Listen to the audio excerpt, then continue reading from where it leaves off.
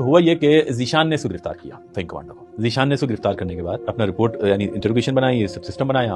اور ابھی ان کے پاس ہی تھا، ذیشان کے پاس لاسٹ ڈے۔ تو ذیشان کہنے لگے مجھے کہ میرے پاس جو ہے نا نصیر اللہ بابر کا فون آیا، اور نصیر اللہ بابر کہنے لگے کہ جو ہے نا فہیم کمانڈو جو تمہارے پاس ہے اس کو فارغ کر دو۔ بولا میں ڈر گیا، وجہ یہ تھی کہ فہیم کا تو میں نے سارا کیس جو بنایا تھا وہ اس کو شو کیا تھا، ہم تو اس پہ اوپن کر چکے تھے۔ اب اس کو مارنے کا مطلب یہ تھا کہ 100% میں کسی کل کو کوئی اگر قانونی کارروائی ہو جائے یا ایم کیو میں ہمت کر لے تو میں بچوں گا ہی نہیں، کیونکہ وہ تو ثابت ہو جائے گا میں تو گیم بنا کے قتل کرتا ہوں نا۔ تو اس نے ذیشان نے بولا کہ میں نے پہلی بار نا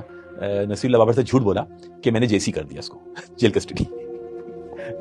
اب اس کو ڈر یہ ہوا کہ نصیر اللہ بابر نے اگر جیل میں فون کر لیا تو پھنس جاؤں گا، وہ تو وزیر داخلہ ہے۔ تو شبیر جان سرندی سپرنٹینڈنٹ تھے جیل کے۔ تو ذیشان نے کہا کہ میں نے فوری طور پہ نا شبیر سرندی کو فون ملایا، بس میں نے بولا سرندی صاحب میری تھوڑی سی عزت بچا لو، اگر نصیر اللہ بابر صاحب آپ کو فون کریں تو آپ بولنا فہیم کمانڈو آپ کی تحویل میں جیسی یعنی جیل میں آ گیا، تھوڑی میری عزت رکھ لو، میں بندہ لے کے ابھی فوراً جیل پہنچ رہا ہوں۔ تو ان کے آپس میں دوستیاں تھیں، تعلقات تھے، تو سرندی نے ان کے ساتھ طے کر لیا۔ بولا اب میں نے تو اپنی جان بچا لی، لیکن اس کے بعد جو ہے نا راؤ صاحب کو فون آیا، مگر آپ بڑے حیران ہو گے راؤ صاحب کو فہیم کمانڈو کو آرڈر کیوں ہوا تھا، یہ بڑی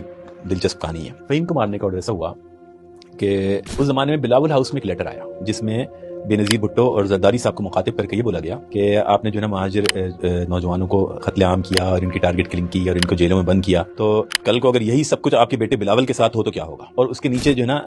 من جانب جو ہے نا حاجی صاحب کر کے لکھا تھا، حاجی اس کا کوڈ استعمال تھا۔ اب جب یہ ان آفیشیل دیکھیں، مجھے ذیشان کاظمی بتا رہے ہیں بات، وہ کہتے ہیں کہ زرداری صاحب اس پہ بڑے ریش ہو گئے۔ زرداری صاحب نے بولا کہ کوئی شخص اگر میرے کو دھمکی دے رہا ہے تو کل کو بلاول کو کچھ ہو جائے،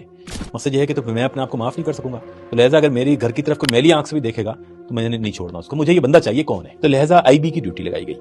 کہ آپ یہ ان آفیشلی، مقصد یہ کہ آپ نے آفیشیل رپورٹ میں نہیں دینی، آپ نے بتانا ہے کہ کس نے کیا ہے۔ تو جب آئی بی نے اس پر ورکنگ کی تو انہوں نے بتایا کہ یہ لیٹر فہیم کمانڈو نے لکھا تھا۔ تو زرداری صاحب نے بولا کہ جس نے یہ لیٹر لکھا ہے وہ مجھے زمین کے اوپر نہیں چاہیے، لیکن جس وقت یہ معاملات ہوئے تو فہیم پکڑا جا چکا تھا۔ جب زرداری صاحب کو پتہ چلا تو زرداری صاحب ناراض ہو گئے کہ بھائی وہ تو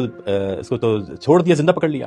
تو پھر راؤ کی ڈیوٹی لگی، تو راؤ کی جب ڈیوٹی لگی تو راؤ نے چودھری اسلم سے بولا کہ طے کیا، انہوں نے فہیم کے ایک بھائی کو پہلے سے اٹھایا تھا، کچھ 4 لڑکوں کو اٹھایا ہوا تھا، انہوں نے جیل سے سرندی سے بندہ لیا 13 کے کیس میں کہ ہم کہیں ریکوری کرانے جانا ہے، پھر انہیں پہلے بھائیوں کو مار دیا، پھر اس کے بعد فہیم کو مار دیا۔